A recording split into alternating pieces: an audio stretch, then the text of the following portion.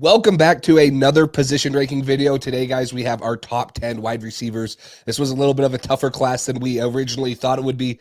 There's a lot of good talent in here. Really excited to dive into this class. We'll talk about our top 10s each. Obviously, a little bit more. There will be some crossover and stuff. So hope you guys are ready because the Draft Geeks podcast starts right now.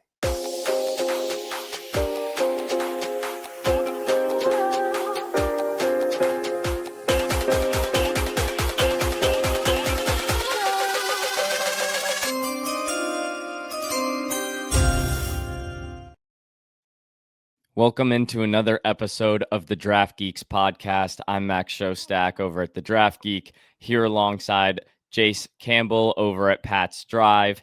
We got another positional rankings episode for you guys, the wide receiver position, which has been a little bit neglected through the draft process this year because maybe it doesn't have the same top tier talent like last year with Marvin Harrison Jr., Malik Neighbors, Rome Odunze, Brian Thomas Jr., but we're going to tell you today that this wide receiver class has a lot of good players. Maybe not a lot of elite players, but a lot of good players. I'm looking forward to getting into this one, Jace. Yeah, no, I'm really excited. Originally, watching this class, obviously, some of the guys, the top guys and stuff, but then you start watching more and you're like, this class is just very even. Like, there's a lot of really good players. Like, in my opinion, 4 through 10 and probably even 4 through 11, which we'll talk about here, are just so close in the rankings. Like, there's just a lot of really good football players.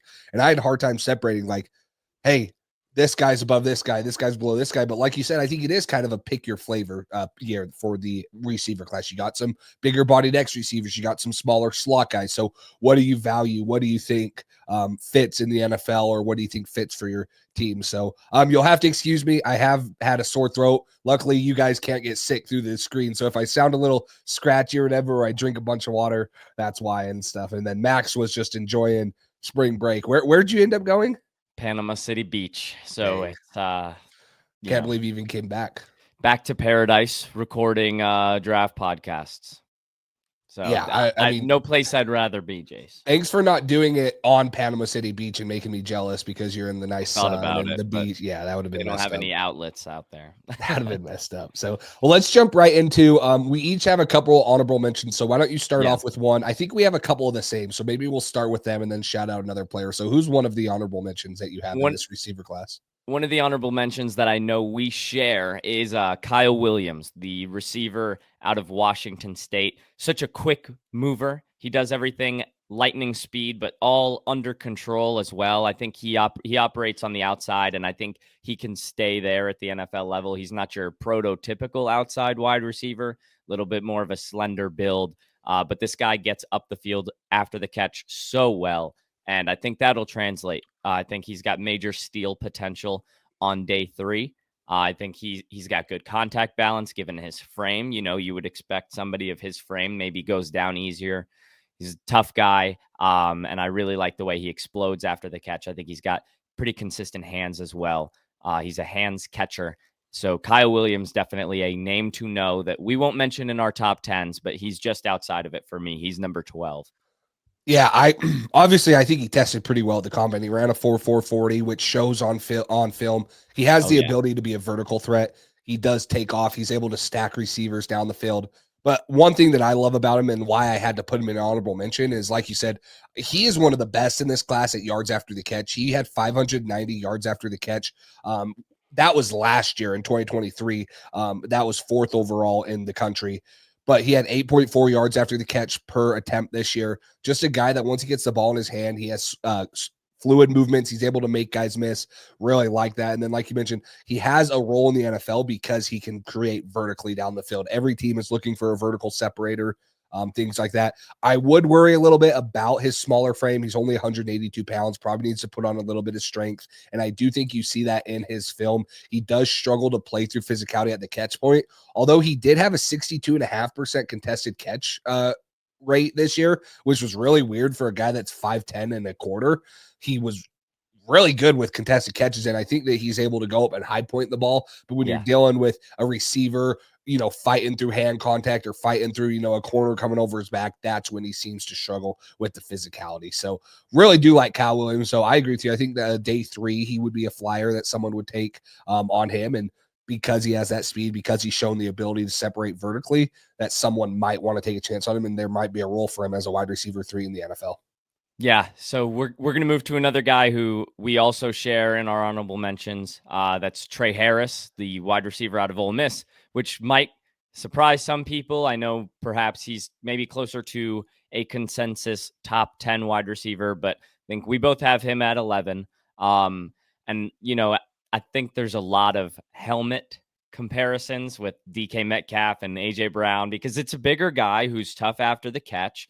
So naturally, you think of AJ Brown and DK Metcalf, but I don't think he's the athlete that those guys are. I don't think he's the separator that those guys are. I think he's very good at the catch point, and I think he can create for himself after the catch. But I would be much more confident in Trey Harris's projectability if it weren't for the Ole Miss offense, right? I think there's so many repeated routes that it's just like, quick hitch, gains 3 yards after the catch. And I'm like, that, he's got 8 yards of off coverage because he's running hitches and posts and some crossers over the middle. But so he's got experience, running the deep balls, running the short stuff. He's going to play on the outside in the NFL. So there's a lot of upside with Trey Harris, but I'm just not as comfortable with him as the 10 guys I have ahead of him. Yeah, I think it's the same as you mentioned, especially when we talked about Jackson Dart. It's just, how does his game translate to the NFL? This is a guy that has everything, physically 6'2" and 3/8, 205 pounds. He's had 3 straight seasons of 900 plus yards. He's actually the highest graded player in man coverage this year. But like you mentioned, how does that translate? Because a lot of guys are giving him off coverage. He's able to just run posts or shallow crossers or deep crossers and stuff, grid concepts. And it's just like, how is that going to translate? I don't think he has a polished route tree. Like if he's asked to do 8, 9, 10 route concepts in a game, I don't know if he can handle that, getting in and out of crisp breaks. Most of them are just, hey, run vertical, do your comeback, or let's, let you just run away from this defender on a deep crossing route. So, but I mean, yeah, he looks similar. I don't want to say he looks similar, but he tested similar to the AJ Brown, DK Metcalf type guys too. Not quite as freakish, but just because he's in an Ole Miss helmet does not mean that he's like them. He's good in contested catches. He had 48 over his career. I mean, it's the X receiver that we talked about. It's pick your flavor. This guy fits that mold a little bit different than Kyle Williams, although Kyle Williams probably can play on the outside, but bigger, thicker frame, kind of generates his yards and stuff a little differently than Kyle Williams does. So it's just a translatability. If I could answer that question with 100% certainty, he probably would be in my top 10, but I can't. And until I see that, that's going to be the biggest knock on him. Right. And then one more guy I wanted to shout out. The guy I have in my 13th spot right now is Pat Bryant out of Illinois, another outside wide receiver. And I think he's got similar skill set to some of the guys that, succeed on the outside in the NFL, right? He can create after the catch. I think he's a good enough athlete. He's a long strider to build up speed. He had one drop this year, but I think he might have, I can't really tell on tape because I haven't watched too much of him yet, but I wonder if he's a little bit of a body catcher. But Pat Bryant is somebody that I think you can get exceptional value in as a potential depth outside wide receiver who could end up being a starter later on. So if you're a team that needs an outside wide receiver and you can't, there's not a good one for you to take in the first round or second round, the board doesn't fall favorably. I think Pat Bryant is a really good option on day 3. Yeah, and I haven't watched him, so I'll have to get to him, maybe for our next receiver, whatever episode. But one more guy, just, giving you a variety of guys. I thought that Alec Aomanor, this is a guy that a lot of people talk about that might be in their top 10, kind of like you mentioned with Trey Harris. I just didn't see it. I watched the Travis Hunter game in 2023. Obviously, it's impressive. He almost went for 300 yards, 3 touchdowns. I think he's a little limited with what he can do. He had 7 drops this year and 6 last year. I don't think he has great acceleration in and out of his breaks. He doesn't give you much yard after the catch wise. And I think he does struggle with press coverage. Now, again, bigger body, almost 6'2". He has really good body control. He's able to catch the ball away from his body. He has good play strength. He can play through contact. He goes up and catches the ball, in the air and stuff. So there's certain things that you like about him, but I just didn't see him as a top 10 guy like some people are. They'll talk about him, and maybe someone will take a chance on him. in the NFL because of his frame, because of what he has done. He has been he has been pretty productive at Stanford, but he hasn't had the best QB play. So maybe someone will see something in him. But I did not see enough from him to put him in my top 10, like you mentioned, above some of these guys that we're going to be talking about soon. I really like him in the red zone, but outside of that, I like you mentioned, I have a lot of questions. Yeah. But then enter the top 10 guys. And of course, like the running backs, we're going to have some graphics over on YouTube. So if you guys want to switch over to YouTube, subscribe, like we mentioned every single show, make sure you go do that. But with that, so we'll go 10 through 7. I'll read off my 10 through 7, and then do you want to read yours off after, and then we'll decide, which guys we'll talk about as we go. Because there's actually a lot of, I don't want to say crossover because we don't have anyone slated in the same spot, but 3 of our 4 guys are 10 on through here. 8 is the same 3 guys for us. And then 7 is kind of funny. Like your guy is my 7, my guy is your 7. So we'll get to that. So my number 10 is Jalen Royals, the wide receiver out of Utah State. My number 9 is Jack Besh, the receiver out of TCU. Number 8, I have Jalen Knoll, the wide receiver out of Iowa State. And then I have Jaden Higgins out of Iowa State, his Jalen Knoll's teammate at number 7. And Jace's guy. Yeah, we'll talk about him plenty. Don't you worry. For me, Jack Besh is number 10 out of TCU. Jalen Knowles, number 9 out of Iowa State. Jalen Royals is number 8 out of Utah State. And Xavier Restrepo is number 7 out of Miami. So where do you want to start? Besh, I'm guessing, because I have him at 10. Let's start with Besh, 10 and 9. Okay. So Jack Besh is a big-bodied guy who won on the outside and in the slot for TCU. Really consistent, high-floor player. I adore him as a blocker. He's going to do, everything you ask of him. He was originally a tight end, I think, coming out. He actually played a season at LSU. I think he had more yards than Malik Neighbors and Brian Thomas Jr. when he was at LSU. They were all young guys back then. Transfers over to TCU, has a breakout. And then, of course, the Senior Bowl is when he hopped on the national scene as a really good prospect. I was very high on him before the Senior Bowl, and I think he cemented himself as a top 10 receiver there. Love his strength, love his release, love his ability to get in and out of breaks. He's really, really tough to tackle for smaller corners. And so I think if you get him in that power slot role that we talk about with Cooper Kupp and Puka Nacua, the way the Rams have used some of those bigger guys in a non-traditional slot role, I think Jack Besh will be a very high floor and reliable option at the NFL level. No, I really like Jack Besh too. And this is what I struggled. Like I talked about in the running back episode, I struggled sitting there and saying, holy crap, Quinshon Judkins is my running back 7. I struggled with Jack Besh being wide receiver 10 because how good he's been at the Senior Bowl. Bigger body, bigger frame. He was super productive this year with over 1,000 yards and 9 touchdowns. I would have liked to have seen him. Do you know if he's running his 40 at his pro day? I don't know if he is, but there's a reason he didn't run it at the combine. And I was going to mention I think he lacks a little bit of that top tier athleticism. I don't think he's got the long speed, but he's good at everything else. So that kind of tight end out of the slot that's Jack Besh. Yeah. And I mean, it's not make or break because you're not drafting Jack Besh to be a vertical burner. Yeah, you're not drafting him for that. And that's probably why I have him down a little bit more, just because there are little guys that have that speed that makes their ceiling a little bit better. But I think Besh is a super safe guy. He's a little bit older of a prospect. He's smart and savvy with his routes. He knows how to use his leverage or the defensive leverage to win his routes. He's got really good hands. He's only had 4 drops in 4 seasons of college football. He forced 17 missed tackles, which was 31st in college football, which for a guy his size and his build, you're like, oh man, he's not really going to give you much yards after the catch, but he runs through guys. He runs through arm tackles. He's able to have good contact balance. And then, like you mentioned, he's a great run blocker. He might be the best in this class. If not, he's top 2. He is a really good run blocker, but the lack of athleticism kind of limits his ceiling. It's not a reason to not take him because Puka Nacua didn't show that either. And he's been very good in the NFL. So it's not a reason not to take him, but you got to talk about it, right? Not an elite athleticism. He does lack some explosion off the line of scrimmage. So I wonder if he were to get press coverage, if he would struggle with that a little bit more. And honestly, he really only had 1 season of production. This was the only year he had 1,000+ yards. Again, he was stuck at LSU behind a bunch of dudes. And It's not a concern for me because, like I just said, he only has 4 drops in 4 seasons. But for a guy that's 6'1" plus, to have 9-inch hands seemed really weird. That's like the threshold for receivers is 9-inch. So he has a little bit smaller hands, but it's not a concern for me because you've seen him be a great.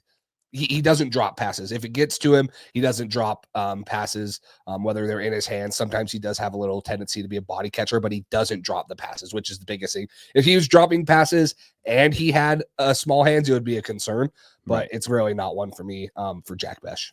65% contested catch percentage as well this year. And so he's a guy that can go up and get it. He can play the box out game. Even at 6'1", he's just going to use that frame. So you're drafting Jack Besh for what he is right now. It's what you see is kind of what you get, in my opinion, with Jack Bash. Yeah. And I'm totally fine with that as long as you're not saying like this is going to be my number one, right? But yeah.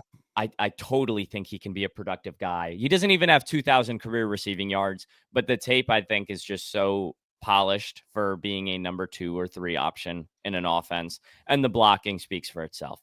So I'm really comfortable with Jack Besh in my top 10, but the lack of athletic potential, that big play potential, some other guys have, higher ceilings. So that's why I have Jack Besh slotted at 9. And I'm sure it's the same sentiment for you at 10. Yeah, and he does a lot of things, like you mentioned, run blocking. He's going to be good playing through contact. That will get him on the field early in his career. It's just, yeah, is he going to be stuck? What you see at his rookie year, is that his potential? And it's not bad potential. It's not. It could be a really low-end wide receiver 2 or a really high-end wide receiver 3. He could bring that.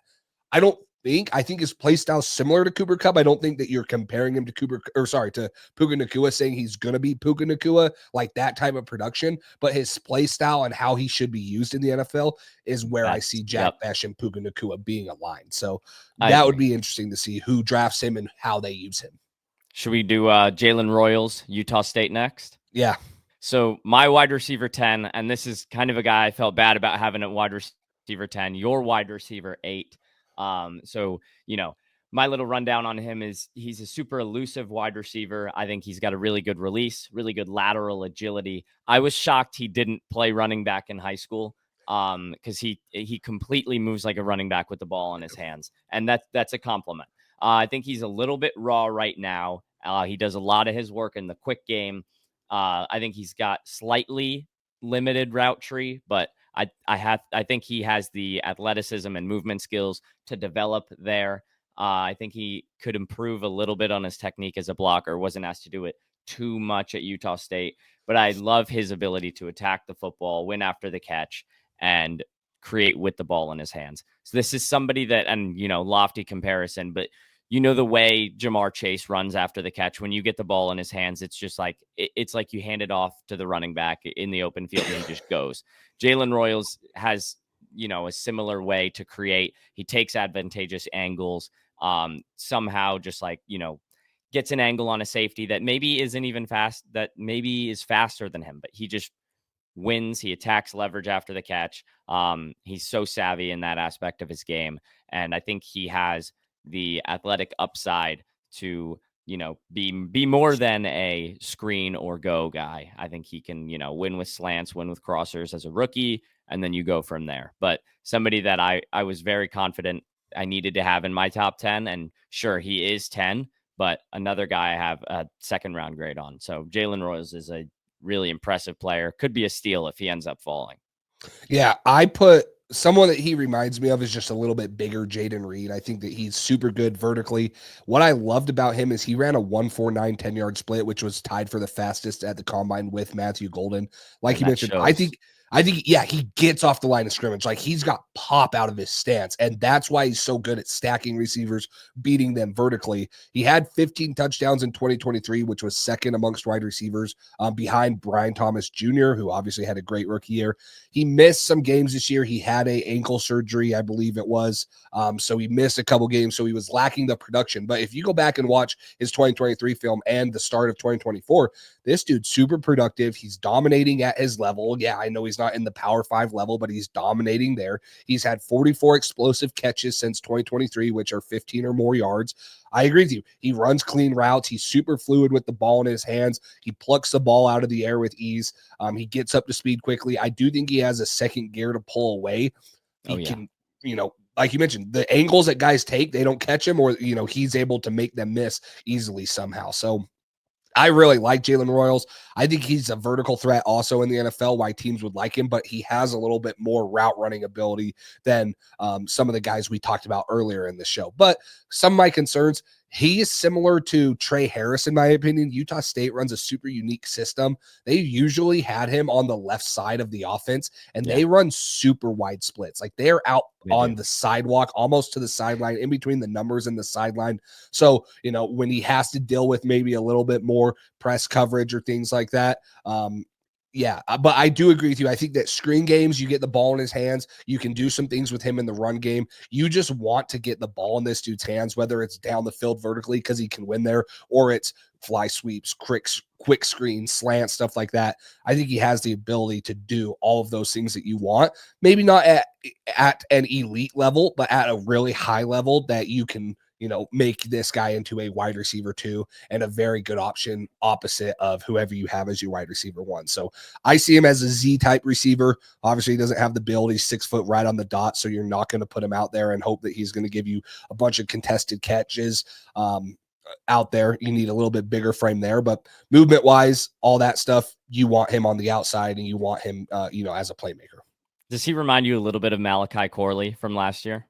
I can see it. Just in terms of the way that you just want to get him the ball, whether it's even if it's just a screen. Like obviously Western Kentucky limited Malachi Corley's routes a lot more than Utah State did Jalen Royals, but I see some similarities there because of how good they are with the ball in their hands. It's just about how do you get the ball into their hands. No, I could for sure see, that comparison right there. Just he's a guy that you don't need to, hey, it's not like Kyle Williams where, hey, he's probably going to just be a vertical threat. Well, not just, but that's like where I see him starting right now. Right. Yeah. You're going to give this guy the ball in multiple different scenarios. And oh yeah, that's why I have him at 8. I think that there's a bunch of different ways you can be unique with him. Obviously, a lot of these receivers are dependent on who their OC is or quarterback, but if you can be creative with him and get them the ball in unique ways, they're going to make stuff. They're going to make plays. They're going to give you yards after the catch, things like that. And then we'll move on to the guy that I have at number 8. The guy you have at number 9 is Jalen Knoll, the wide receiver out of Iowa State, the first of 2 Iowa State receivers that we'll get to. Knoll is the slot receiver, so right around that 5'10" mark. I think he might have come in a little bit under 5'10" at the combine. But this guy can absolutely fly, man. He's an absolute rocket ship on tape. Super twitchy, explosive route runner. He will be a legit deep threat at the NFL level. I think his best bet is to succeed out of the slot where he can see free releases. When he can get off the line of scrimmage without having to worry about a press defender, he gets upfield so fast. It's really impressive.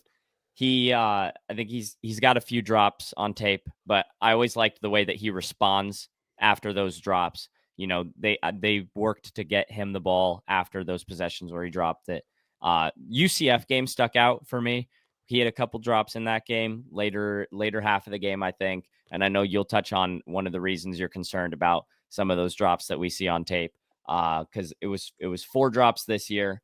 But I think he always responds well after those drops with good reps. So I think he's a great option for a team looking to stretch the field, add a slot receiver who has the upside to be really productive. And I think he's got rare speed and twitch. Like his fast twitch muscles are different than basically everybody else in this class. Jalen Knoll can move at levels that I'm not used to seeing. He made Jaden Higgins look slow, and that's not the case. He reminds me a little bit of Zay Flowers in the sense that I think he moves different compared to everybody else on the field.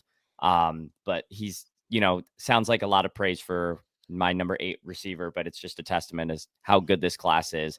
And some of those size concerns, drops concerns against press are why he's down here, but I'm a big fan of him. I'm not going to lie. I almost switched him and Restrepo just because of how explosive Jalen Knoll is. Like 4'3", 940, 41 and a half inch vert, 11'2" on the broad. This dude was explosive as heck, built a little bit better than Restrepo, in my opinion. He's just thicker and has great lowers. Not that Restrepo isn't built like that, but just like Jalen Knoll is like, he is built like almost a running back. Like he's not obviously as heavy as them, but like when you look at his lowers and stuff like that, and he had 23 reps on the bench press, you're like, gosh, This dude is not a freaking slot receiver. But 609 deep yards out of the slot, which was fourth in college football. He had 14 catches of 20 plus yards, or of 20 yards down the field, which was tied for 10th.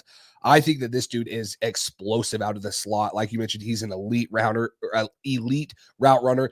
Teams know that because of his speed, they have to respect the vertical presence, but he knows how to snap off his routes, whether it's a dig, whether it's a post, a corner, whatever it is. He has sharp plants and cuts. He moves with ease. He has the burst to pull away from defenders in and out of his breaks, if they are close to him, which doesn't happen often. He runs a complete route tree. He also gives you some special teams value. He's going to return kickoffs and punts. Well, he has that experience. But you hit on it. He has 19 drops in 4 years. I talked about it with Jack Besh. I wasn't concerned about it because of his hand size. Jalen Knoll has even smaller hands at 8 3/4. 19 drops in 4 years is not good. And the thing about his drops, it's not like he's getting smoked over the middle of the field when he's dropping them. They're easy slants. They're easy swings. They're stuff like that. That's just maybe a little bit of concentration drops, but also, just where the small hand size being a threshold in the NFL might be a little bit of a problem. So, and then for as explosive as he is, he just doesn't make many people miss after the catch. Now, he doesn't need to because they're not close to him, but he doesn't really bring you that. So against better, slot corners in the NFL, if guys are closer against him, I wonder how he'll be able to, produce if he's not able to create as much separation as he does in college, though. So, but limited to the slot, but I would be very comfortable playing him. Like I mentioned, he's very explosive, a guy that you want on your team because of how he can stretch the field and how good he can run his routes at almost any part of the field, short, intermediate, deep. He is someone that I was really impressed with, and I almost did move him up more. He reminds me of Khalil Shakir, just in the way that he's got bounce off the line of scrimmage that looks a little bit different than the other 21 guys on the football field. So big fan of Jalen Knoll. How do you want to do this? Do you want to go over the guys we have at 7, or do you want to save them for the We might want to save them because they're up for both of us. So we'll get the 10 through 4. We'll get the 10 through 4 guys on the screen. I'll read my 6 through 4. We've read the 10 through 7.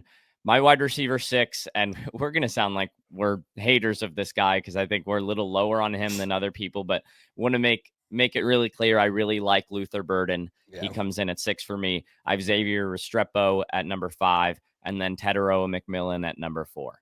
Well, that's how I'm going to sound right here. I have Matthew Golden at 6 from Texas. Luther Burden at 5, and then Jaden Higgins at 4. So we'll start with Burden because you hit on it. He's at 6 for you. He's at 5 for me. And then we'll talk about some of this discrepancy we have here. So Luther Burden, I'll start on him. This dude has elite 2023 film, and that's why I think a lot of people still have him up there. Missouri in 2023, that offense, they had this huge rise. They were really good. They took a step back this year, and I think that showed with Luther Burden too. He's still elite after the catch. He forced the most missed tackles, which was 30 amongst the wide receiver positions. He had 1,200 yards in 2023, only 676 this year. He was 3rd in the country in yards after the catch in 2023 with 724. Took a step back this year.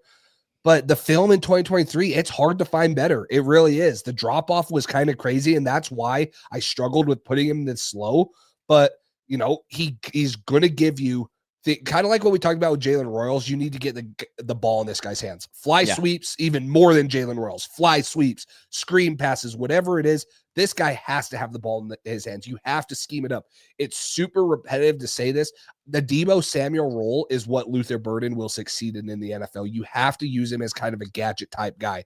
He gives you yard after the catch at all times, whether it's in the run game, you're giving it to him, or in the pass game. He has good body control. He's hard to tackle because he's a little bit thicker. He runs super hard.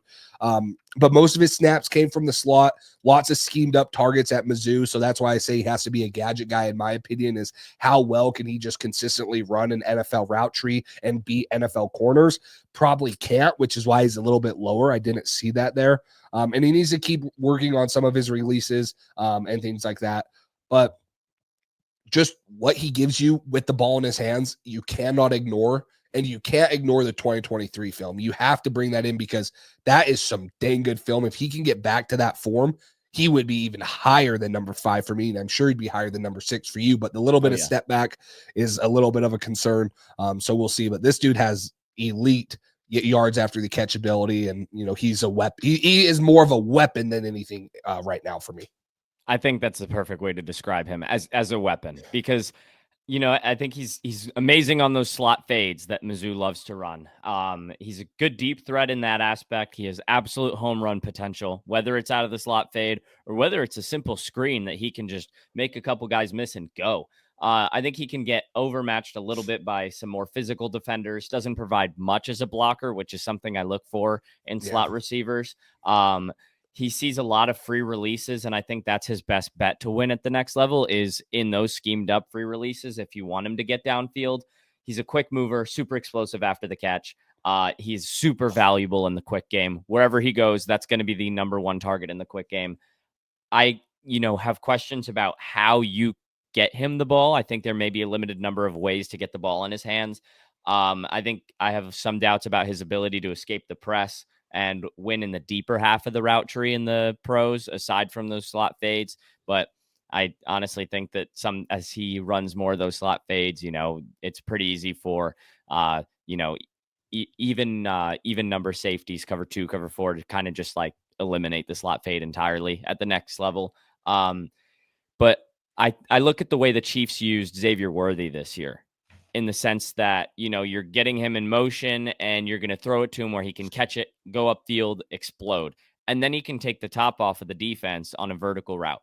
But it's kind of those quick intermediate stuff, and then a big vertical route. I think that's the early career way that you can use Luther Burden as he acclimates to, more of a full NFL route tree. Super high potential guy, but I'm just, again, speaks to the depth of the receiver class. I'm more comfortable with some of the floors, and I'm higher on some of the ceilings of the 5 guys I have ahead of him. And, we'll get to it later, but if you want to call a certain somebody that we'll get to a cornerback, then he's a top 5 receiver for me.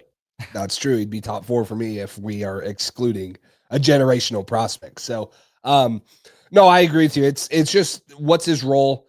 You get him with the right coach, they're going to find a really defined role. But if you're just getting this guy to say, hey, we're going to play you as a slot receiver, you're going to have to win consistently running the route trees and defeating press man coverage. I agree with you. That's where I don't think he's going to be able to succeed in the NFL.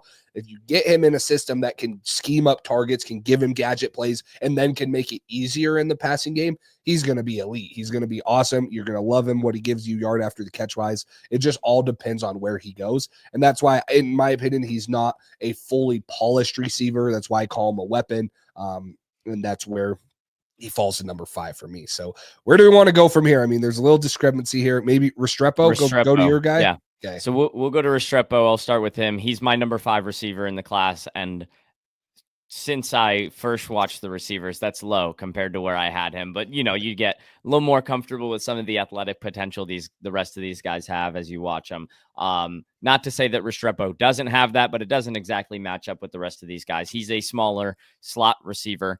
And he, while he is on the smaller side and perhaps limited to a ceiling as a wide receiver too, I think it's foolish to overlook a guy like him. I think he's freakishly shifty, has excellent footwork as a route runner and as a blocker. He's got a great release package. So not just one great release that he goes to over and over, excellent number of releases, which is something you look for as a slot receiver. He's an artist as a route runner, in my opinion, whether it's at the shallow level or the deep level. He's a sudden mover, high effort, great short area quickness, doesn't have blazing speed. So he can, and that kind of leads to him having to run some more routes through contact, which I don't think is something that he necessarily excels at. So that's one thing to look for with him. But he gets open. I think he gets yak. He's not, going to get all of the yak that some of the other guys have, like Luther Burden, who we just mentioned. But he can get upfield immediately after the catch because he's that smart of a player with good instincts. And he's a badass blocker. He will knock you over. He's not afraid. And if defenders in the NFL don't watch his college film and just judge him for his size, they're gonna get put on their rear ends. So I think he's a really high floor prospect. I'll take him as what you see is what you get, and it's house money if he develops from there. And I think he'll be a really good football player. He's got great film. Somebody I'm willing to plant my flag on. He's kind of been my guy in this receiver class. I'm just really like really comfortable with him. There's not a lot of guesswork, I think, with Xavier Restrepo, and in a class that lacks elite high end talent, in my opinion, I'm comfortable putting him in my top 5. No, I agree too. It's this dude just knows how to get open. And I think that's something that some teams overlook, or some people in the scouting process is, oh, he's not super athletic. Yeah, he's not. That's his knock. He's not the most athletic guy, but there's something about just getting open and knowing how to and having a knack for it. And Xavier Restrepo is the best in this class, in my opinion, at doing that. He was Miami's all-time leading receiver. He had 502 yards after the catch, which was 10th most in college football. So there you go, right there, right? Same thing kind of with Luther Burden. He's a tough tackle, not as tough as Luther Burden, but a little bit thicker, harder to bring down with just one guy, especially if you're a smaller slot corner. But really good hands, savvy route runner. Like I mentioned, I love how he just knows, like, he's so smart. He knows how to get open. He knows how to sit. Now, some of that might have been the chemistry he had with Cam Ward. They developed that, and Cam Ward was so good last year. But I think that he's a smart football player. He knows when to throttle it down, when to sit in windows, things like that. Great short area quickness to create separation. He had 7.3 yards after the catch per attempt, which is elite right there. Concentration at the catch point. He's tough as nails over the middle, like you mentioned, in the run game too. But he doesn't flinch at a safety or a linebacker running at him. He's going to make the catch and he'll take the hit. Totally have faith in him doing those things. But it's the same thing as Jack Besh. I just the athletic limitations scare me a little bit. But I would take a chance on this guy in the late second, early third, maybe even a middle second, depending on what your receiving room looks like. But for a good scheme fit in the middle second. Yeah. Like if you just need a guy that's like consistently a chain mover, does everything right, going to give you run blocking, Xavier Restrepo, there might not be a better one in this class. If you're looking for the high upside, things like that, then you're going with some of the other guys that we'll talk about here in a minute. But yeah, what you see is what you get with Xavier Restrepo, but that's not a bad thing at all. That is very productive, very good NFL wide receiver that's going to do a lot of the little things right. And I agree with you. I'd feel comfortable, taking him at one of those positions. And I think, a portion that you talked about that I want to get at a little more is, you talked about his ability to just throttle it down, sit in space, catch the ball. And maybe he's not going to like fly after the catch like a couple guys we've already mentioned, but his ability to take good angles to attack defenders that are crashing down at him, like if he's catching the ball, it's almost like he's got eyes in the back of his head. He's going to see the safety coming over his right shoulder, and he's just going to take an advantageous angle to get away from him. He's such a quick, he's got such the reaction time, I think, is amazing. He's such a high football IQ player. And I just don't think it compares to some of the other guys in the class where we talked a little bit about projectability. Feel like I know what I'm going to get. There's a lot of Ladd McConkey comps, and I tend to shy away from it because I think it's a knock on Ladd's athleticism if we're comparing the two. But if you think of Ladd's like football IQ and his ability to create on his own, I think that's where I get it. But I like the Edelman comp a little bit more just because of how much of a nuisance Edelman was for opposing defenses. Because like, how is this guy always open? He's not big. He never drops the ball. And then all of a sudden he's beating you deep. He's beating you in every, at every level of the field. So that's kind of more my comp for him. But a little bit of what Ladd has brought to the Chargers so far and what he had at Georgia, I think there's some similarities there as well. Totally agree. Let's go to Jaden Higgins, just since we both have him in our 10 through 4, and then we'll talk about some of the guys that are in my top 3 and not yours, and then vice versa. So I'll start here with Jaden Higgins because this is, you mentioned with Restrepo, is kind of your guy. Jaden Higgins is my boy. And I believe you think he's nasty, right? You sent me a video and stuff. Like I was actually surprised to see him this low on your list. It's hard to have him at 7. It's hard to have him at 7. He's a really good football player. And I think he can end up being a first-round pick because he's an outside wide receiver. Yeah. So if there's teams, Packers, that are looking for something like that, wouldn't be surprised to see somebody pull the trigger on him in the 20s. I love this dude. 6'4" and 1/8", 214 pounds. I was so shocked at his 4.47 40-yard dash. That like blew me away. Now, he had a 39-inch vert, 10'8" broad. He tested very well. The Iowa State receiving core, not to mention when we get to our corner episode, Darian Porter, who tested like a freak too, was once a receiver. They had some dudes in that room. Shout out the S&C staff, man. But he had a 9.92 raw athletic score. He was the highest graded wide receiver in college football with a 90.5 on PFF, over 1,100 yards, 9 touchdowns. He's a chain mover. He had the second most first down catches in college football. He was the 5th highest graded receiver versus man coverage, which was 87.8. What I love about this dude, he has a great catch radius, super long arms, great concentration. He has sure hands. He only had 7 drops in 4 years of college football. High IQ, finds the holes in zone coverage. His body control, along with his great catch radius and hands and stuff like that, is great. He wins by boxing out corners. He plays through contact very well. When guys are on his back trying to get to slants or whatever, he can catch the ball away from his body. I love his feet and footwork, like what he does when he's facing press coverage or when he's at the point of he needs to break and stuff. He has some nasty footwork for his size at 6'4" and 1/8. It's crazy. That might be one of the reasons I do love him as much as I do, is because I just don't think a guy his size should move as well as he does with his feet. But crafty route runner, sets up routes with his head. He has kind of that nuance where he can, give a head nod one way. He's super productive in the slot too. He's played both outside and slot. He's obviously going to be an X receiver in the NFL, but they did some stuff with him at Iowa State, slot fades, RPO bang routes with him, and he was able to be productive there. So the one concern would be him consistently winning deep. This is actually a really interesting stat. 71 of his 92 receptions came within 10 yards of the line of scrimmage. So he has that speed, but he just doesn't consistently win past 10 yards, and they just weren't scheming that up. Now, again, they had Jalen Knoll, who they were able to do that with, so that's probably a little bit.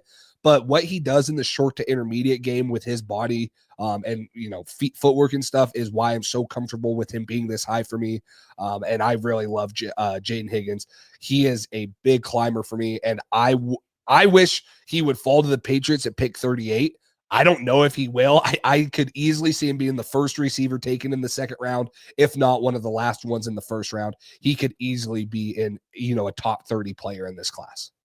You mentioned the movement skills is one of my favorite things about him, the way he can dip around corners. If he's running a dig and somebody's kind of sitting in that gap that he wants to take, he's got the flexibility to kind of position his body to get away from them, make himself an option. I think he was really helpful for Rocco Beck this year. Just always gets his eyes back to the quarterback.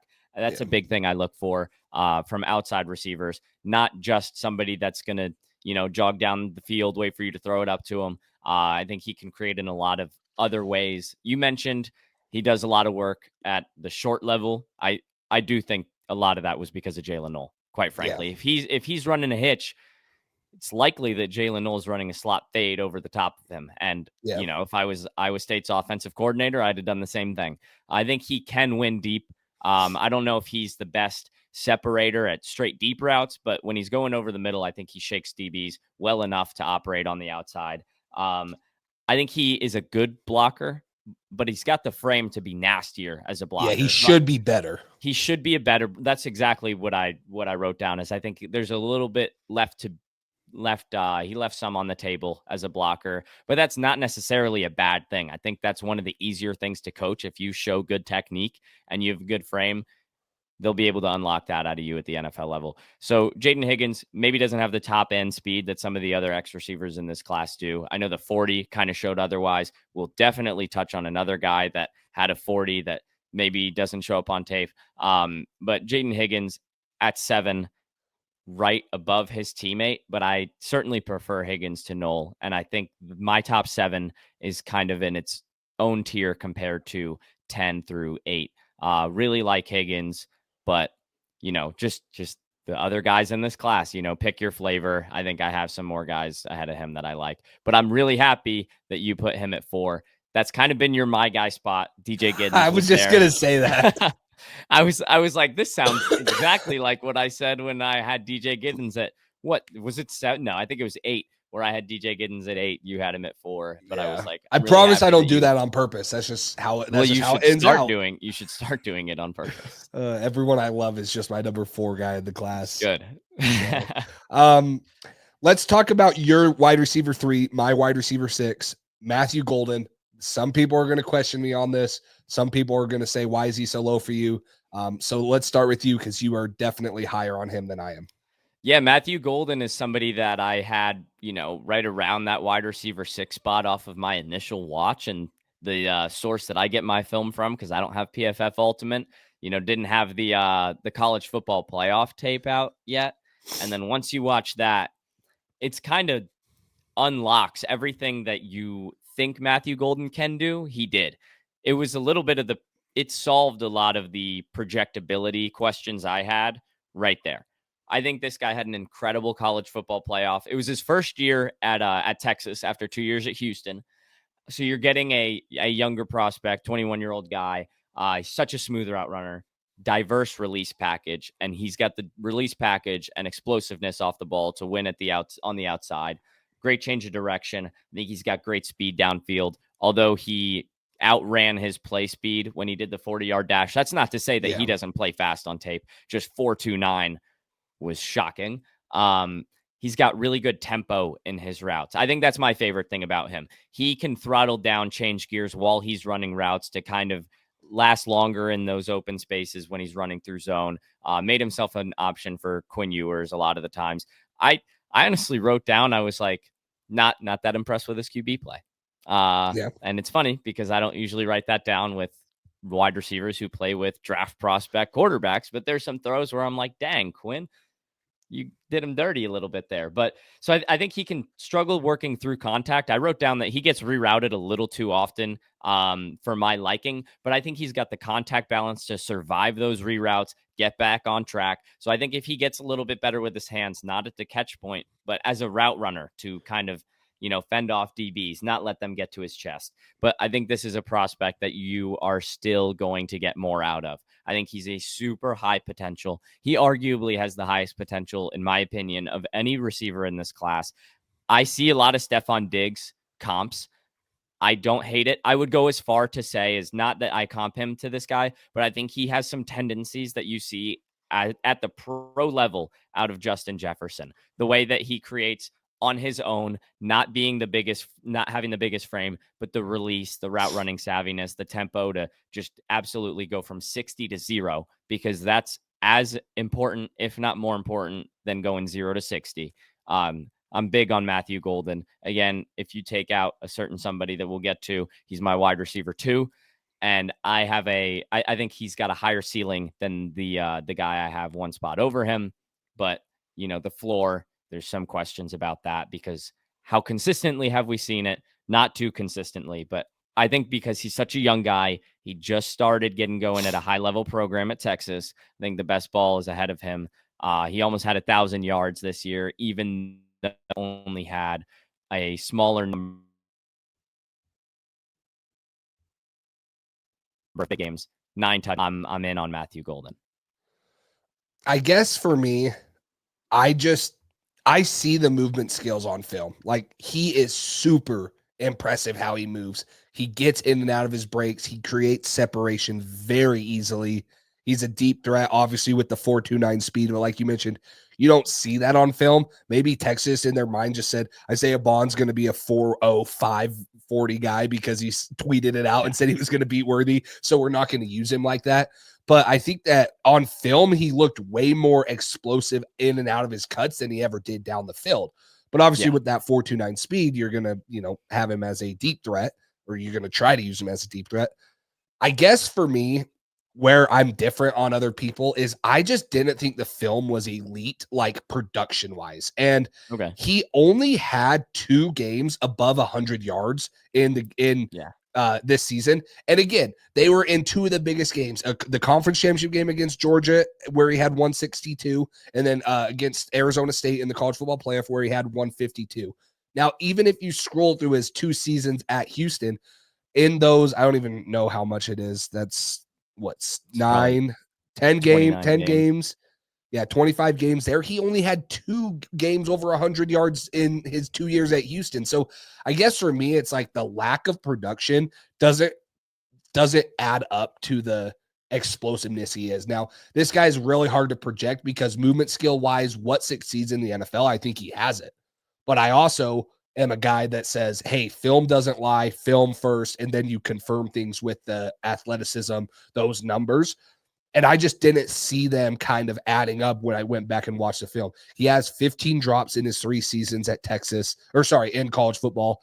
He's got a little bit skinnier of a frame. That's got to be the number one thing, is I think he's got to put on a little bit more muscle so he can hold up in the NFL. He's not a good run blocker, even though Texas wanted to throw him out there and do a ton of run blocking stuff with him. He seemed like he was getting bullied all the time. I'm like, Sarkisian, what are you doing? Get this guy out of there. So, and he's not very good yards after the catch wise.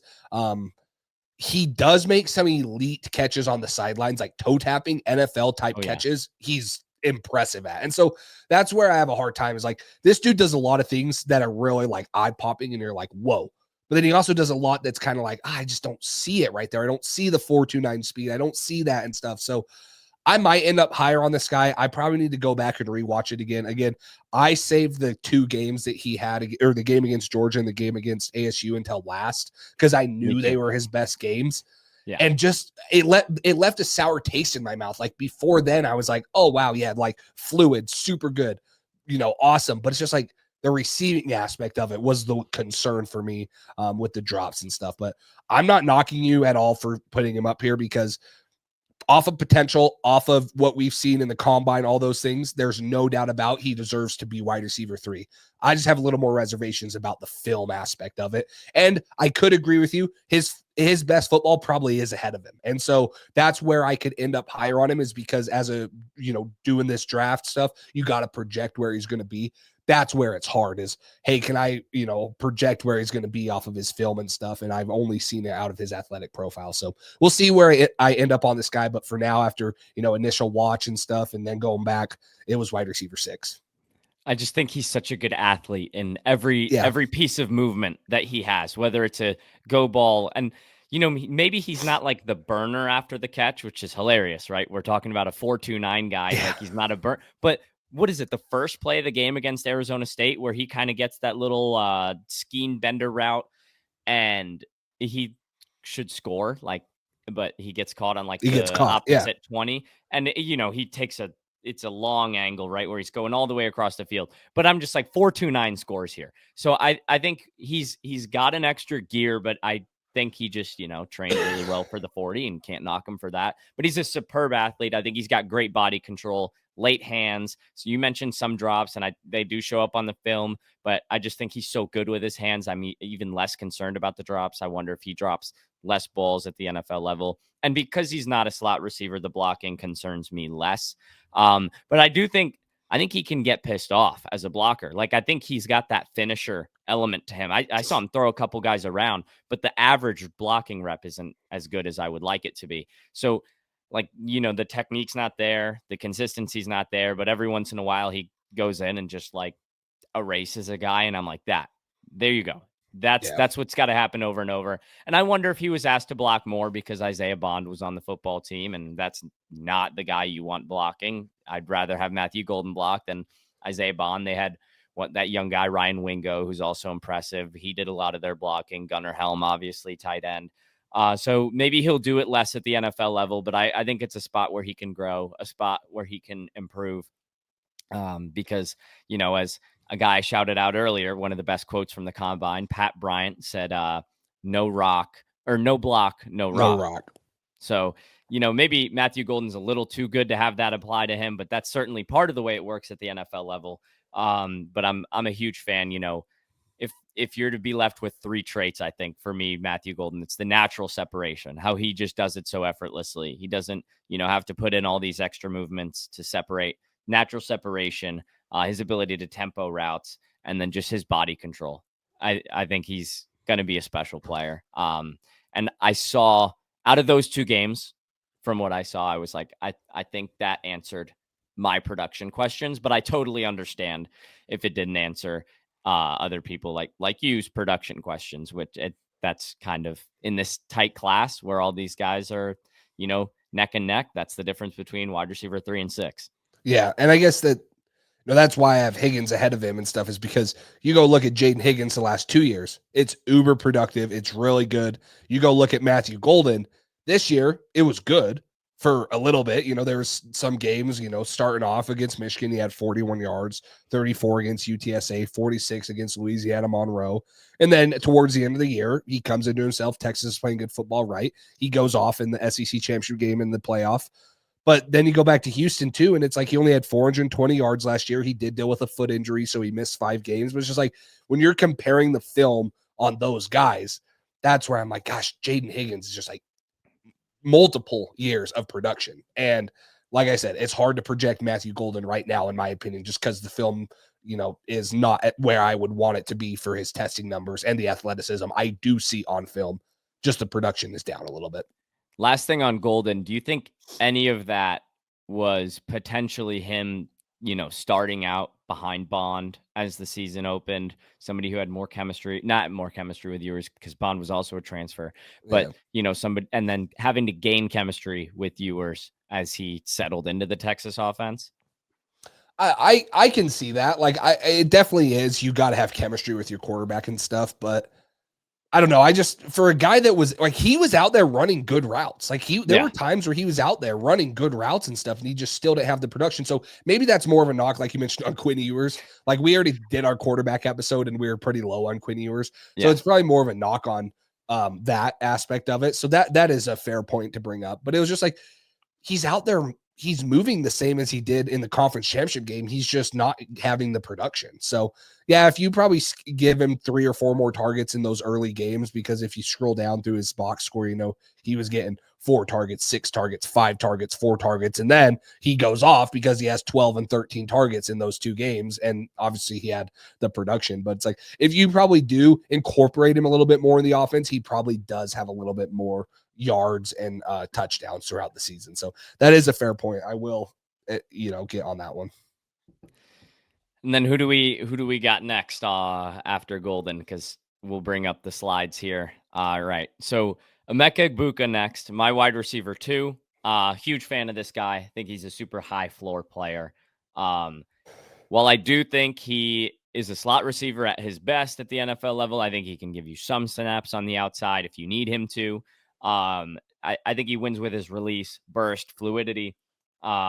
He's got a knack for finding open space, whether it's against zone or man. If he shakes his man, he knows how to throttle down, settle in open space, be available.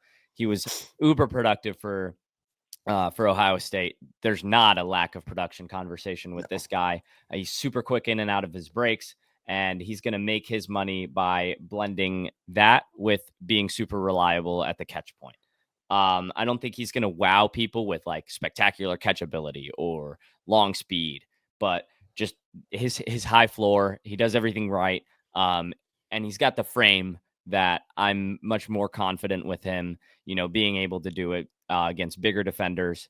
I think he's got like that similar, it's a similar conversation like it was to Restrepo, but just better at almost everything except the blocking, which is very good. I just like Restrepo's blocking better, but I think Egbuka, like I mentioned earlier, I look for blocking more from slot receivers, and man, does he do this? Does he do it well? He took some snaps in line where they loaded the line of scrimmage and they had him right there. Also gave him some snaps at running back where they actually handed him the ball. I don't know if that's something an NFL team's going to want to mess around with, but he's not bad at it. But I just think Egbuka's got such a high floor in a class where I have a lot of questions about other receivers. It's hard not to have a guy that I have so little questions about up this high. And I think, you share some of that because this is one of the 2 guys we have both in our top 3s. No, I agree with you. If you want a high ceiling prospect, go back to Matthew Golden. If you want a very solid football player that's going to do everything at a very, very good level, Emeka Egbuka is the guy. And this he still has a ceiling. There's sure. Still more, but yeah, super like high. I think that he reminds me a lot of how he could succeed in the NFL is how the Lions use Amon-Ra St. Brown. Like that's obviously super lofty expectations, but he's super smart, like super Oh yeah. intelligent, knows how to run his routes, sets them up in multiple different ways, super crisp routes in and out of breaks. He tracks the ball very well. He's a top 20 yard after the catch receiver 2 times in his career out of the 4 years. He's experienced in college football. He's played against great competition, won a national championship, been in the college football playoff. The other thing that I love, and this is such a dumb thing to love, but being involved in college football and watching it the last 2 years, I love the fact that this dude started at Ohio State, played behind some dudes, and was still productive and stayed at Ohio State. He didn't run. He didn't say, man, I'm behind Marvin Harrison Jr. and Jackson Smith and Jigba and all these guys. I'm going to transfer. No, he freaking stayed, dude. This dude's a competitor. This dude knows and he trusts in himself. He makes the hard plays, whatever it is, whether it's over the middle, on the sidelines, he makes those catches. He's a super high motor guy. I love him. I'd be surprised if he offers much vertical threat, if at all any, in the NFL, but I don't think he needs to. I think he's so good from 15 plus yards, intermediate routes, getting open over the hash on quick breaking out routes, stuff like that. He doesn't need to win vertically consistently to threaten defenses. This dude's going to be open a ton. And so I agree with you. There is still a ceiling for him that he can reach. He can get even better because he has been a little limited and restricted by some, like even this year when this was his year, Jeremiah Smith breaks out, right? He probably would be the number one receiver in this class if he was available. So it's like, yeah, even the years that this is his year, he gets passed up by another dude at Ohio State that's a wide receiver. And he just continues to put up numbers. He just continues to be a really solid receiver in every aspect of what he does. And I'm very comfortable with him too, like the Xavier Restrepo talk that we had, but he gives you more in the passing game, gives you more athletically, gives you more yard after the catch, stuff like that. That's why Emeka Egbuka is a top 3 receiver for me.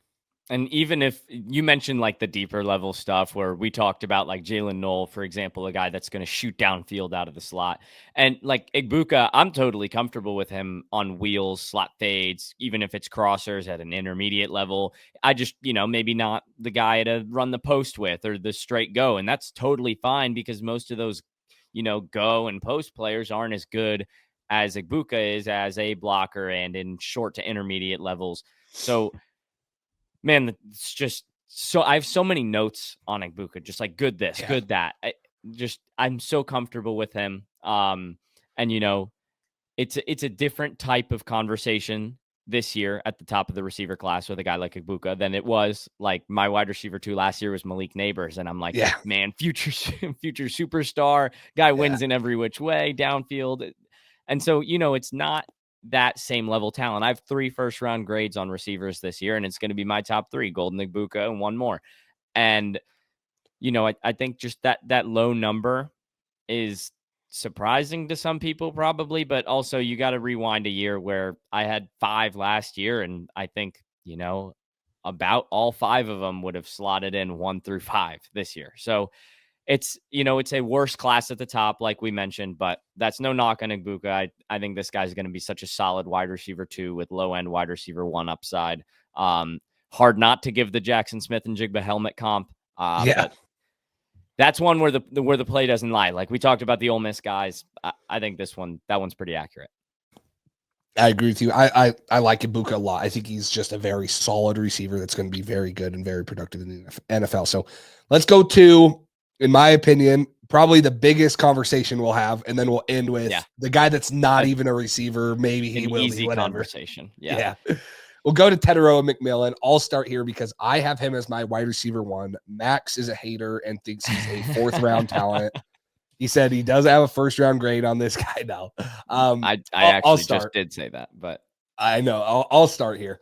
Tet McMillan, same size as Jaden Higgins. So I guess if you guys have been paying attention or following along, you talk about the pick your flavor class.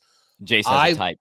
I have a type. Now, I do love the slot receivers. I'm a Patriots fan, Julian Edelman, but that's also like I've been wanting the Patriots to get a true X receiver for like 18 years, other than when Randy Moss was here. It was like, who can we get? So, but I think that between Teteroa McMillan and Jaden Higgins at their size, what they can bring to the NFL is T. Higgins, like it's, mismatches on the outside. And Tenero McMillan has been one of the most, if not the most productive receivers in the last 2 years of college football. 6'4 1/8", 220 pounds, 2,700 yards the last 2 years. Just a couple stats because this sets up, my whole pros and cons list. He forced 29 missed tackles, which was tied for third amongst receivers. He had 18 contested catches, which was tied for seventh. From 2023 to 2024, no, sorry. It's 2023. He had the lowest drop rate amongst wide receivers with 100 plus targets. He had a 2% drop rate. Now this year he had 7 drops, so it went up a little bit. The whole offense struggled. It's kind of the same thing as the Missouri offense that we talked about. That offense took a big step down, and I wonder if Tenero McMillan was not in it fully because they weren't as good as they thought they were going to be or they were projected to be.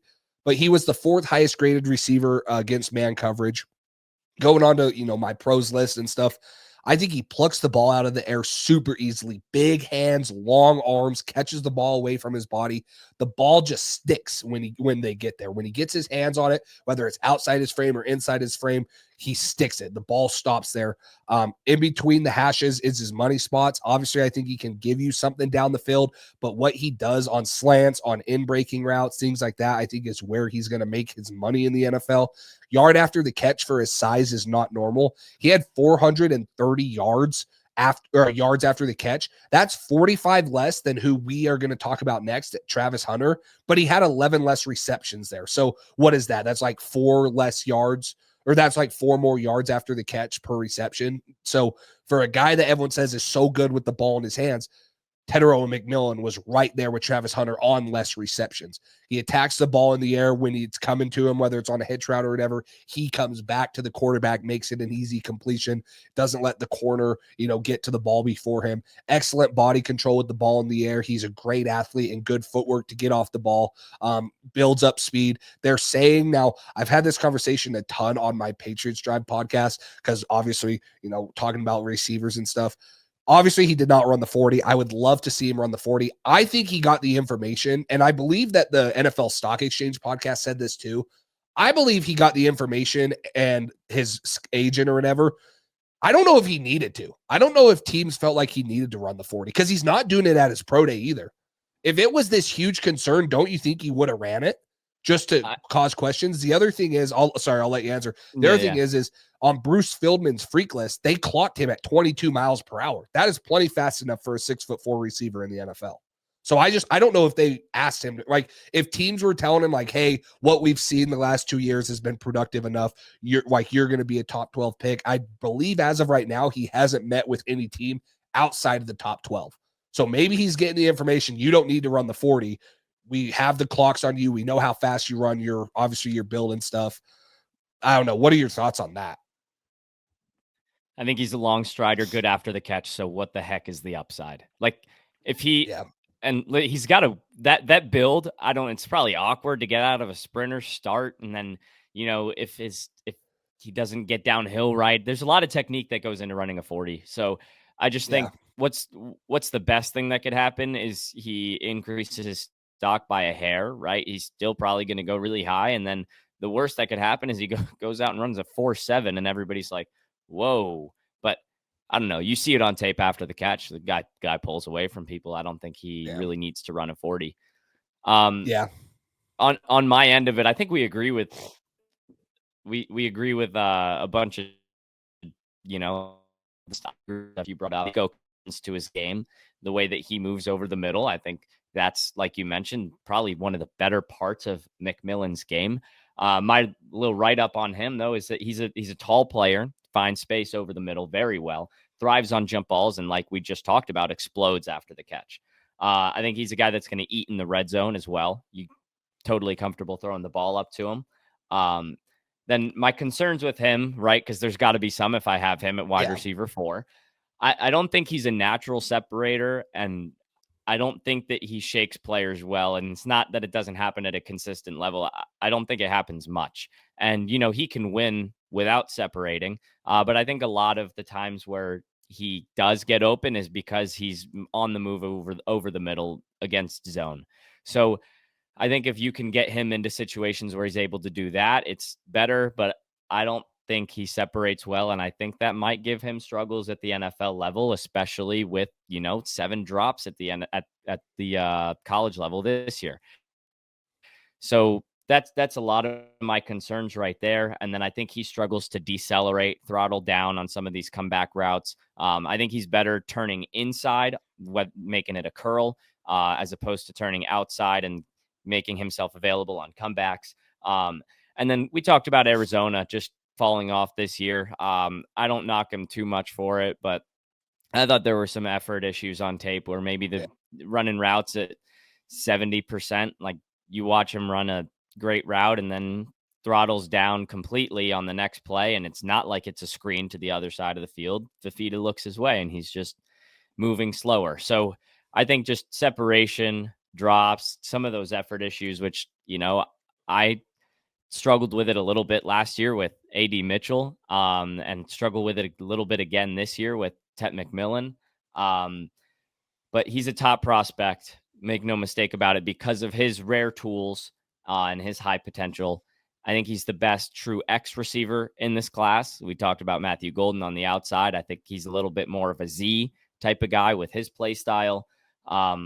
And then I think he's got to be a better blocker at his size, because I mentioned him. He's a tall player, but he's still got a slighter build, a little bit skinny in that area. So I think with a 6'5" guy, you expect a better blocker on the outside. So those are just some of my knocks on him. But I think, even if he doesn't separate well, you can throw the ball up to him and he can still make the play. I just wonder how much that limits his role to be a true number one guy, or if he may need somebody across from him, like a 1B, if he's going to be the 1A, or if he can be a 1B to somebody else's 1A. So he's got the rare tools, but just a lot of cons on my list, more than I expected for somebody who I thought was put much better tape out there in 2023.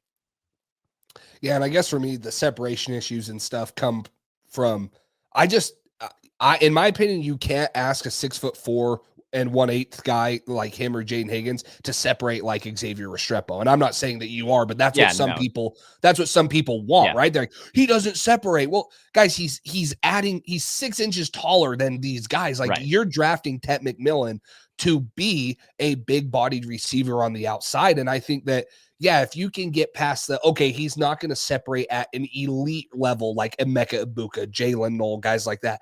But I think he Right. creates enough separation. I think his athleticism for his size is off the charts. What he brings in contested catch ability is what you want from an X receiver. And then, like you mentioned, he eats ground. I really do think that his long strides, the comparison is so cliche, are Mike Evans like. He takes a while to get up to speed, but he can get up to speed and run past receivers because of how long his strides are, because of how much ground he takes. Now, I don't know if he'll end up being Mike Evans. That would be great if he does, especially at me having him as wide receiver 1. But I think that you're taking this guy because of his elite athleticism, at his size, his production. A couple more stats on him. Since 2023, he has the 3rd highest PFF grade, the 2nd most receptions, the 1st most receiving yards, the 1st most contested catches, and the 1st most explosive plays of 20 or more yards. 15 or more yards. So like I mentioned, like he's one of the top receivers the last 2 years, if not the top one in college football. And he's played good competition. Arizona was really good last year. The Big 12 has some really good defenses and stuff. So I get the concerns. I really do. 6'4", hasn't ran the 40. I wonder if he would run the 40 and run, right at 4.5 or somewhere in that range, if it would ease some people's minds a little bit more. But I don't think we're going to get it. I don't think that his agent's telling him to run it, because I think that they know he's good enough. What you're drafting him for is not, to win consistently over the top. I think he can do it if he needs to. He runs fast enough once he gets up to speed, but that would probably ease people's minds a little bit more. Yeah, and quite frankly, I think if you're so wrapped up in Tet's 40 as a reason you're low on him, I think maybe you're low on him for the wrong reasons. Yeah. But the separation, like I think he does it well sometimes. Like sometimes you see those head fakes and those smaller movements that he does, which is what a bigger guy has to do to shake a corner. But I don't think he does it as consistently or as effectively as it needs to be. Something maybe he can grow into. But like you mentioned, if he can be even a light version of Mike Evans, I think that's a great thing. T. Higgins, like you mentioned, which I think the usage or the mold of T. Higgins is I think T. Higgins may be a little bit of a thicker frame than he has. And I think T. Higgins may be a little bit more of like a bouncier, twitchier athlete than Ted is. But in the sense that Higgins is a 1B to Chase's 1A, I think that's a perfect role for McMillan. And I know, like the Pats, he's not going to be that, but the Cowboys is my favorite fit for him because if he can be across from CeeDee Lamb, I think that's where you get him maximized. So, I have questions. The reason the separation is a big deal for me out of these X receivers is because if you're going to be the number one, that means you're probably going to draw the best corner. And so, against a stickier man corner, I have some questions about his ability to naturally separate versus a Matthew Golden, who I think can shake any corner. But that's not to say that I'm like, super low on the guy. I know I'm lower on him than consensus, but just it's a pick your flavor class, like we mentioned. And I guess I just really value like those separators. And if you're going to be a guy that is, going to be relying on the catch point, I don't want to see 7 drops. And, I know we didn't get that in 2023. It was better tape in 2023 as my wide receiver 1 coming into the year. But just reservations because of some of those effort issues, drops, separation stuff. But the highs and the pros of McMillan, I think we see similarly. And he's got the potential to be the best guy that, comes out of this class as a receiver. Yeah, I look at the really good X receivers in the NFL, T. Higgins, Mike Evans, even, you throw Michael Pittman in that category too. I think he has that type of impact in the NFL if he reaches his full potential, size, body, stuff like that. Like if he reaches that, I think that's where he has an impact on teams. So let's move on to your wide receiver 1, my wide receiver 2. Again, we did count Travis Hunter in this exercise, this rankings, just because obviously he probably will play some sort of receiver, whether it's full-time for a certain team or partially, but we did include him. So I'll let you take it away because he's your wide receiver 1. This guy's rare, man. Travis Hunter, just such a good football player. And when you watch him at receiver, it makes you think like, oh my gosh, this guy's receiver first. And then you watch the corner tape and you're like, geez, this guy's just unbelievable at football.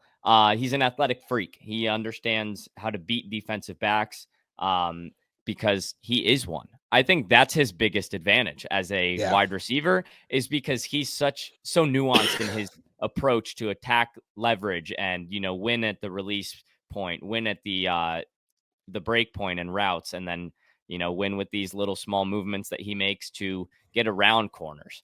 I think his experience at cornerback is an advantage that he has that nobody else has. He's got good hands, great ball skills, because again, he's a cornerback and he tempos his routes super well. I think he understands spacing great and his long speed is all there. Think he can get out physicaled sometimes, slighter frame. It's going to be interesting to see if he's going to actually put on the weight that a lot of people say he needs to, because I know if he does, maybe that hurts his ability at corner. We'll see what happens with that. It's going to be an interesting thing to see the way this process works out with Travis Hunter, but he's such a rare athlete. He's so good at the receiver, even at 185. So if he wants to get to 90, sure. I just think that'll help him get potentially out physicaled less at the line of scrimmage, or maybe even in those reroutes where you see him get pushed around just a little bit. But he's so good at avoiding those reroutes, so good at gaining ground downfield, so good at the catch point after the catch. Even if he's playing, like 15 snaps on the offensive side of the ball, he is so dang good as a receiver, man. And he comes in as my wide receiver 1 in this class, with an asterisk, of course, because I still do think he's corner first. Yeah, no, I agree with you on and this is going to bring up an interesting conversation I want to talk to you about once I go through this. Yeah. He's going to test at his pro day, so I'm excited to see kind of some of that stuff because I do think he'll test very well. But he had the 5th most receiving yards in the country, the 3rd most receiving touchdowns. He only had 3 drops on his 96 receptions, the 8th highest receiving grade on PFF. That's all while having the 7th highest coverage grade on PFF, 7 PBUs, 4 interceptions. He played 1,500 total snaps. Obviously, he was the Heisman Trophy winner. The ball skills on this dude, whether it's at corner or receiver, are elite. I love the thing that you brought up, the high IQ. He knows the ins and outs of corner play or receiver play. I think that's what makes him so great on both sides of the ball. His instincts just in football alone are super, elite, top tier, dynamic with the ball in his hands. He's super fluid, super flexible. Short area quickness is good. The endurance and stamina on this guy to play both ways in college like he did, which is one concern that I do have for him in the NFL, is he's got to play one way in the NFL and then focus on that side, and then obviously play a little bit of a smaller role on defense or offense, whatever he decides. I worry about him holding up at the next level, taking that many snaps. He pretty much took 3,100 plus snaps at the college level. That's like 6 years of college football. That's like, can his body hold up? Is he older than, does his body feel older than he actually is? But no, his endurance, things like that. So I guess the question I wanted to ask you, because I was having this conversation with Cole, the one that I do the Patriots Drive podcast with, he was saying that he thinks that Travis Hunter, he didn't attend meetings for receiver stuff. He didn't, really know the playbook and stuff. He mostly focused on corner last year and then was just thrown out there. Do you think Travis Hunter has this like untapped potential at receiver that he can reach in the NFL if he starts sitting in receiver rooms and stuff like that? I do, because I think he's so athletic and so raw out there as a receiver, and he's just going. And if that's, if that's the case, like he mentioned, I do think there's untapped potential, but I think it's important to like touch on his usage. I think he's going to be a corner first at the NFL level, at least as a rookie. I think this is a conversation more people need to talk about, because I think as a rookie, you're going to get maybe 100% of the snaps on defense, if not like 95. And then I want to mix him in like 10 to 20 snaps at receiver. But if you get a full off season of him, right, you're going to have him learn the wide receiver playbook. You're going to have him attend some of those wide receiver meetings. I think as his career goes on, we could see a situation where he's almost matchup dependent. So if you're going up against a team with like a really strong receiver core, you're going to have him out there at corner and package plays at receiver. But if you're going against a team maybe that's got, a weaker receiver room and you're comfortable with your depth at the corner position, you have him out there just as a blitzer and as a nickel defender, and you have him play 80% of the snaps at wide receiver. I think that's a real possibility with Travis Hunter, where as he, grows into his career, eventually, I think he's not going to be able to be like a 30-year-old dual threat player. But for like the rookie contract window, where I think you're going to be able to maximize how good this guy is, I think he can do so much on both sides of the ball. I'll spoil it right now. He's my corner one and receiver one, which is like an incredibly rare thing. It truly is a once in a generation thing. So whether or not you hate the phrase, he's a generational talent. So I do think he's got some untapped potential at the receiver position. And I do think there are so many different ways you can use this guy, and you could only get more creative as his rookie contract goes on. And I guess that's what I was talking about with on the other podcast, is I just feel like the NFL and the receiver position specifically is made for athletes like Travis Hunter. I don't believe, and this might be on me, I don't believe that he's just going to go into the NFL, sit in receiver rooms and do drills and become this drastically better receiver. He's already an elite receiver. He's athletic. He gets in and out of his breaks. His ball skills are elite. The one thing I could see arguing is he's going to be able to learn the system, which he'll have to do wherever he goes, and develop with the quarterback. So I think that this guy, and it kind of goes both into my point, is like, I'm not saying that he's tapped out by any means, but even if he is, that's a elite. He's my number one prospect, and you're number two, right? Do you have him at two? I have him at two with Abdul Carter, but that's, that may change. They're so dang close. But even if he doesn't get any better, he's still a top two prospect, maybe number one for a lot of people. But yeah, I think that he's tailor made to be a receiver, because the receiver position, like we just talked about with Matthew Golden, it's tailor made. You can't make contact with the receivers past 5 yards, in the NFL. The ball's in the air. You can't make contact with them until it gets there. Like, it's made for a guy like Travis Hunter. He's already an elite athlete. He already has these elite ball skills. So I guess my argument on both sides is I don't think he's just going to come in, sit in the receiver room, and he's going to be this great receiver. He's already refined as one. He is Yeah. super good. And then, on the other side is, I think that he's tailor-made, ready to go for the receiver position. He can learn a little bit more, but it goes both ways. It was just an interesting conversation I had because I didn't believe that he has this untapped potential. I don't think you can say he has untapped potential. He's a freaking phenomenal athlete. Yeah, he That's just one of won the best Heisman. he's the best prospect we've ever seen in the last little bit, and he's going to play both sides of the ball in the NFL. So I guess it's kind of a little sidetrack, but it's even if he comes in and he doesn't get any better at the receiver position, he's still my wide receiver too. And he's still my wide receiver one. So and for me, I do love Travis Hunter. I think if Tet were to come in and solves the separation issues and stuff like we just talked about, that's where you could say, oh, well, we had this problem with Tet, but he proved that he's better than what we thought he would be. I just don't see that with Travis Hunter, and it's not a where knock does on he him. improve? Yeah, I just don't see. He doesn't need to. He's freaking phenomenal. He's a phenomenal athlete already. Yeah, and I think it's just how you define untapped potential, right? Because for me, when I say yes, he has some, it's just becoming more experienced, becoming more, consistently available, especially in an offense that isn't looking to get the ball to him. Colorado had a great set of receivers this year, but make no mistake, Travis Hunter was the number one and number two option, quite frankly, for Shedeur Sanders. But I think he just can get better in terms of just being more productive. I think obviously he's not going to come in and have 1,300 yards in the NFL, but I'm not saying that's what I'm expecting out of the gates, but I think he can continue to get even better, right? And it depends obviously on how he's drafted. I know some teams like him as a receiver better. Some teams like him as a corner better. So it's going to be super interesting to see how that's decided when he gets drafted. But I think he can get better, like all prospects can, at receiver. But I agree. There's not some crazy untapped portion of his game. He's already polished, even if he's playing raw. If he's, lacks nuance, but I don't think he does. I think, he's my wide receiver one, and there wasn't much of a question between him and Emeka Egbuka. And, if you want to take him out of the class, then obviously it's Egbuka one for me, Golden, then McMillan. But Travis Hunter is, goodness gracious, is he rare. And for sure.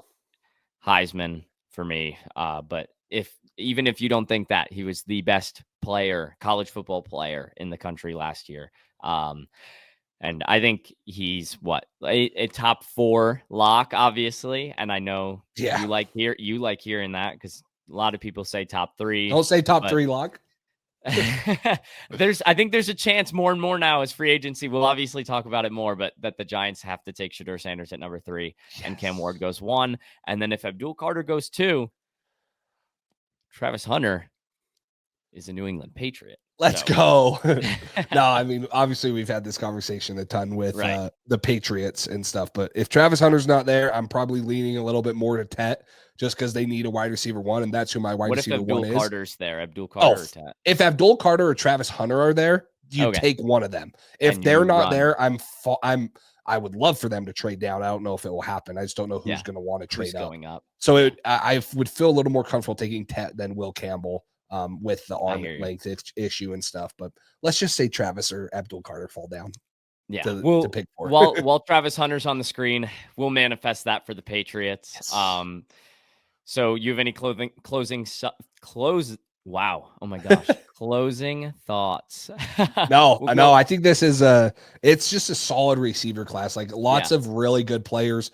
I don't think it has the elite in talent, obviously, like the running back room we just did, obviously with Ashton Genty or Amarian Hampton, but there is a lot of solid players from 3 to 10, and then even some of the guys we mentioned too that could be late second, early third round picks and have an impact on an NFL roster. So, but we'll go ahead. Do you want to read your 10 through 1, and then I'll read my 10 to 1. So for me, it was Jalen Royals out of Utah State at 10, Jack Besh out of TCU, Jalen Knoll out of Iowa State, his teammate Jaden Higgins out of Iowa State, and then at 6, Luther Burden out of Missouri, 5, Xavier Restrepo out of Miami, 4 was Tedero McMillan out of Arizona, 3 is Matthew Golden out of Texas, and then 2, Emeka Egbuka out of Ohio State, and number 1, Travis Hunter out of Colorado.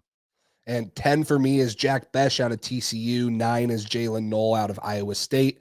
8 is Jalen Royals out of Utah State. 7 is Xavier Restrepo out of Miami. Matthew Golden out of Texas at 6. Luther Burden at 5. Jaden Higgins at 4. Emeka Ibuka at 3. Travis Hunter at 2. And Tedero McMillan as my number 1 wide receiver. So that's all for us. I'm sure we'll have some sort of post free agency mock draft coming your guys' way soon, maybe a collab, working on potential prospect interviews. So all that sort of content coming your guys' way very shortly. But for Jace Campbell, I'm Max Shostak, and we will see you guys next time. Thanks for listening.